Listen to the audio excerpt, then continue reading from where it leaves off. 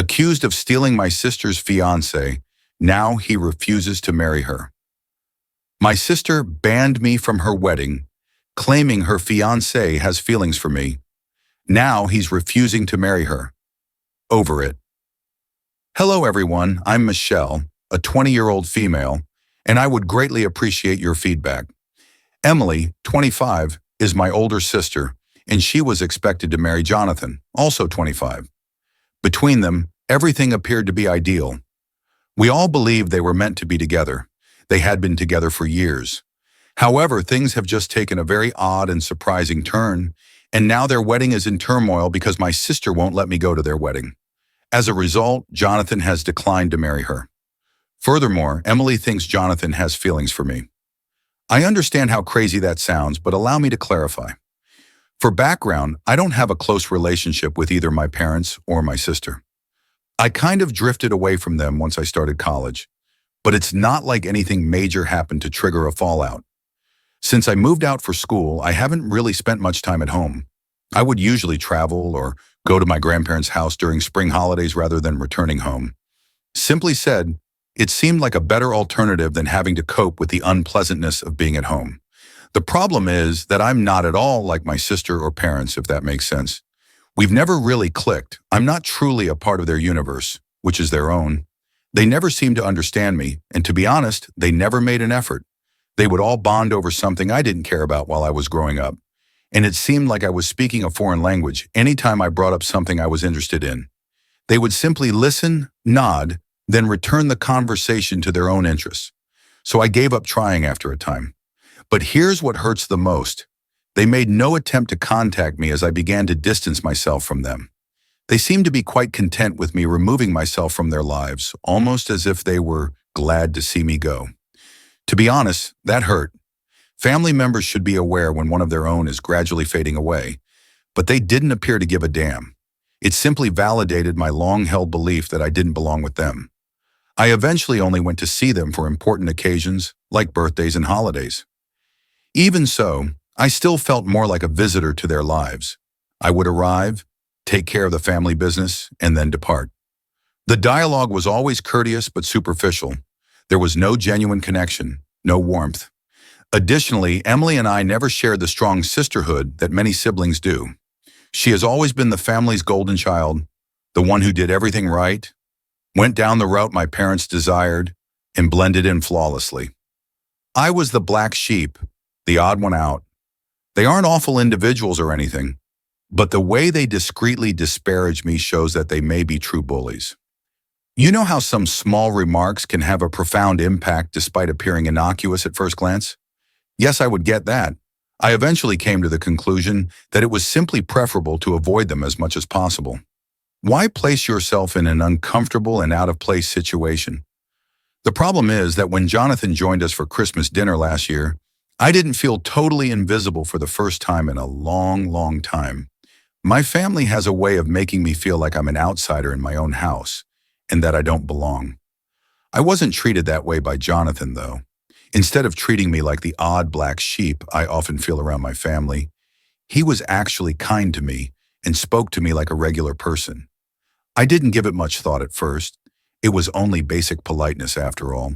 However, Emily was very troubled by this for some reason.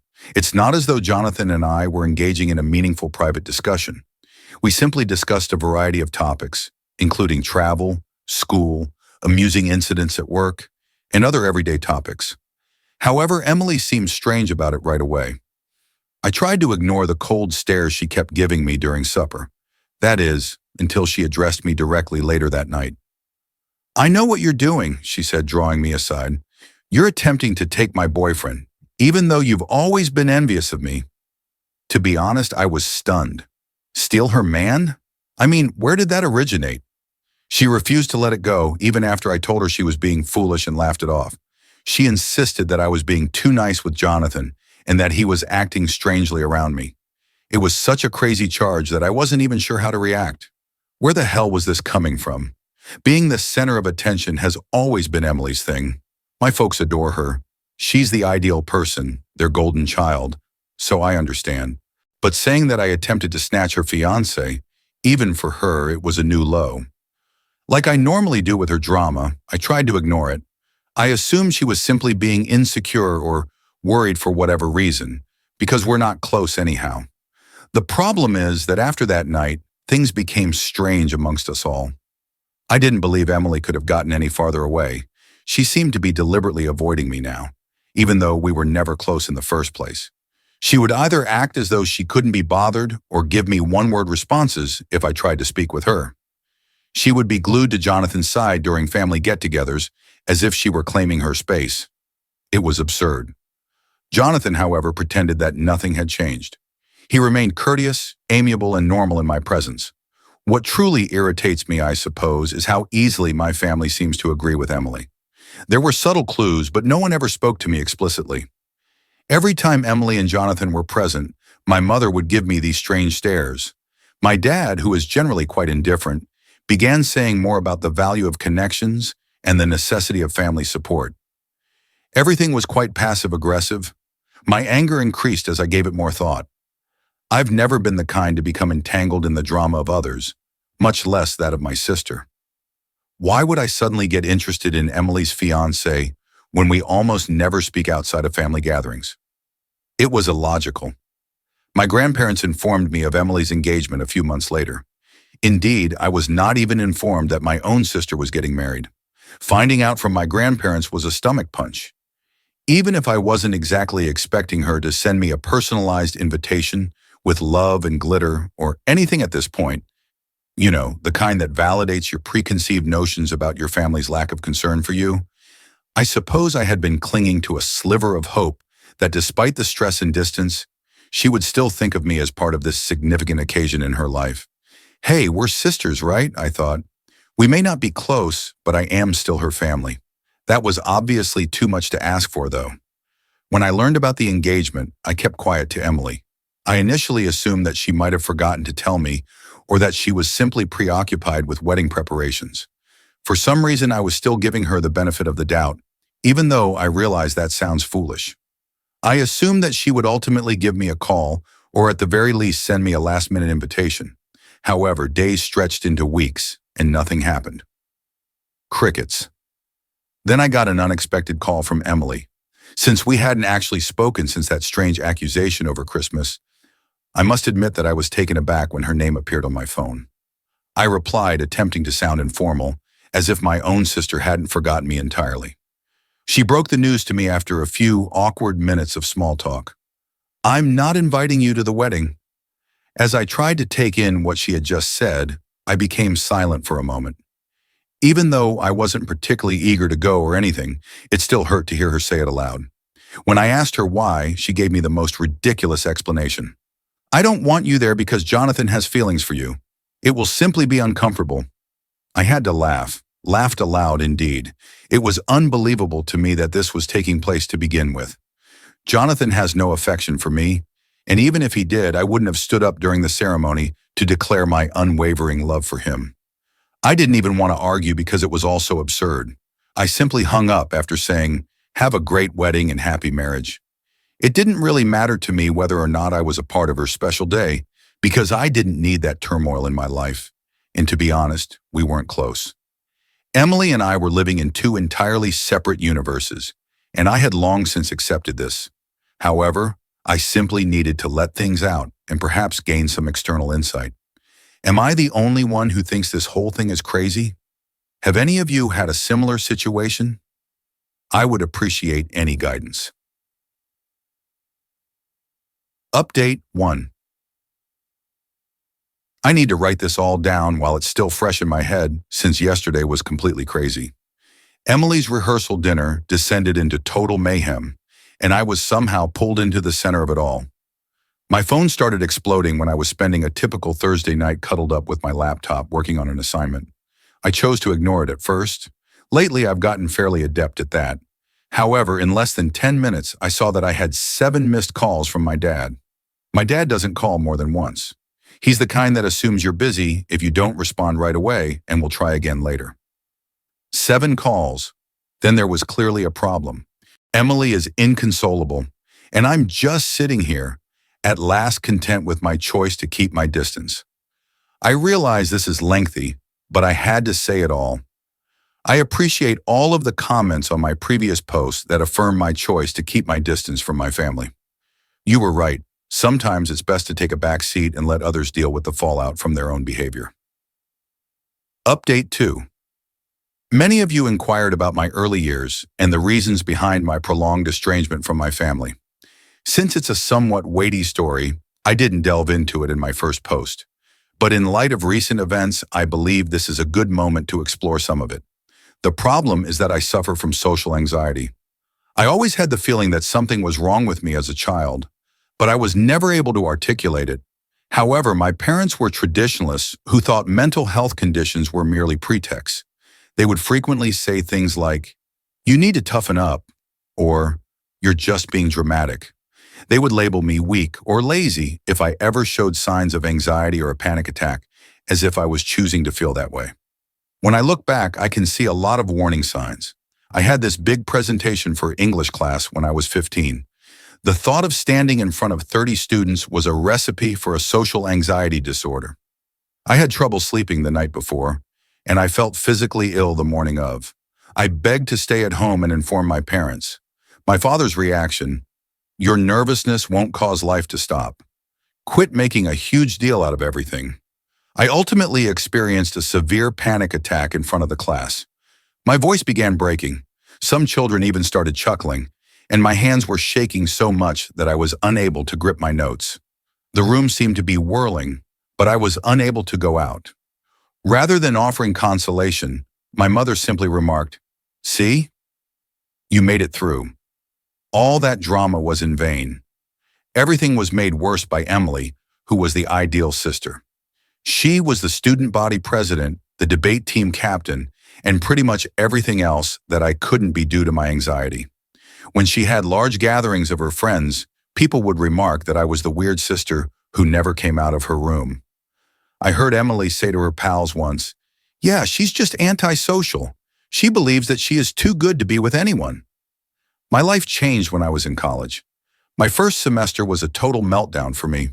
Being away from home, adjusting to new social circumstances, and attempting to balance my anxiety while attending classes became too much to handle. I recall feeling like I was dying while I sat in my dorm room, gasping for air. I was almost dragged to the college counseling center by my roommate, who, bless her, saw something was really wrong. The first person who truly listened to me was Dr. Martinez, whom I met there. She didn't urge me to toughen up or minimize my emotions. Rather, she assisted me in comprehending my condition. Dr. Martinez suggested seeing a psychiatrist for a proper diagnosis after a few sessions. It was like finally giving the monster I'd been battling my entire life a name when I received that diagnosis of social anxiety disorder.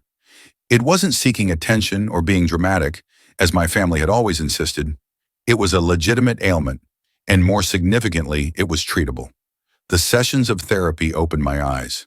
I learned from Dr. Martinez that my family's actions were not only unsupportive, but also purposefully damaging. She gave me advice on setting limits, advocating for myself, and identifying harmful behaviors.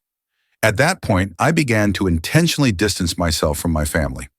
What really bothers me, though, is that my parents totally rejected my diagnosis when I tried to explain it to them. "These doctors are just trying to make money by labeling everything a disease," my mother genuinely said. "I was merely using big words to justify my antisocial behavior," Emily added, rolling her eyes. I made one final attempt to explain things to them last Thanksgiving, before all of this wedding turmoil began. I had prepared an entire speech on social anxiety, complete with research and figures. "Michelle, when are you going to stop making excuses and start living in the real world?" My dad interrupted me mid-sentence. I came to the realization that they would never change at that point. They would never make an effort to comprehend. They had an unchangeable perception of me as the challenging kid, the dramatic one, the problem. And what do you know? It was strangely liberating to realize that. It made it easier for me to cease looking for their understanding or acceptance. In retrospect, I can see how this tendency directly contributed to the wedding scenario. My parents' hasty acceptance of Emily's story without even challenging it, and Emily's rapid leap to believe I was stealing her fiancé. It's all a part of their long-held belief that I'm the one who causes difficulty and should be managed. Jonathan saw right through this. He observed how they handled me, how they minimized my emotions, and how they used me as the blame for everything. And he called it out for what it was: poisonous conduct. In contrast to everyone else in my family's social circle who simply accepted their own version of reality. I suppose I'm attempting to convey that this wedding drama wasn't an isolated incident, but the result of years of family dynamics in which I was consistently portrayed as the bad guy, the problem child, and the one who needed to be fixed.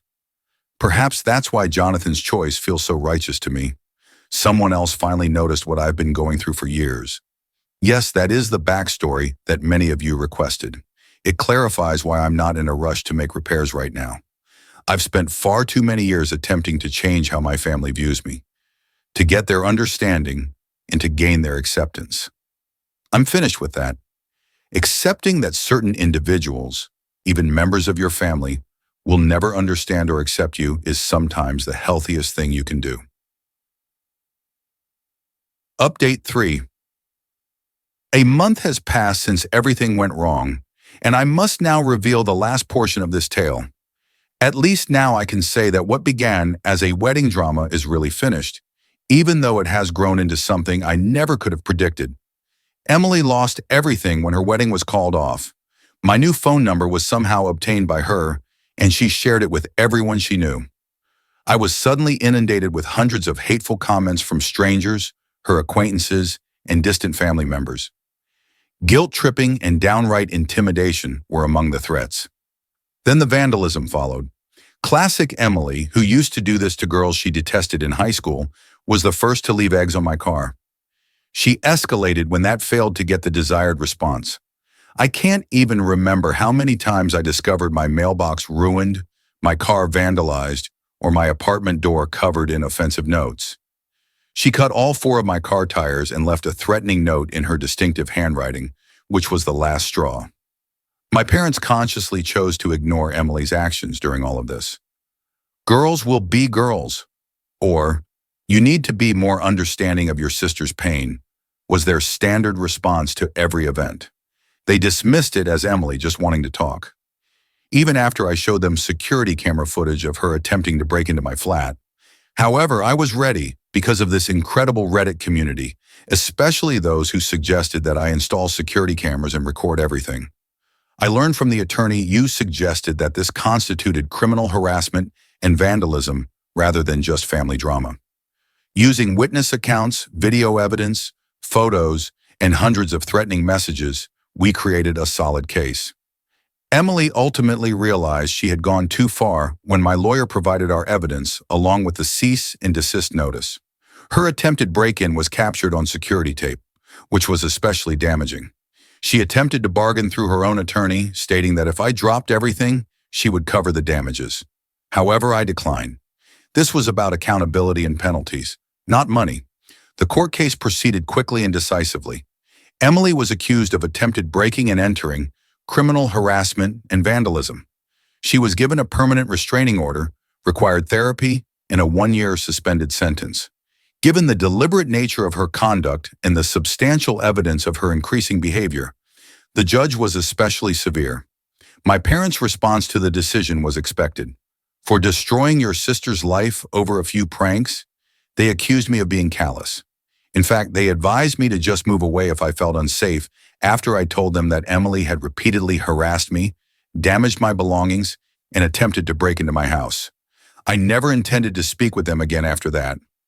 An out-of-court settlement was reached in the civil litigation. In addition to the damages for emotional distress and lost wages, Emily had to pay for all the harm she had caused. Her campaign of harassment on social media has cost me a number of freelancing businesses.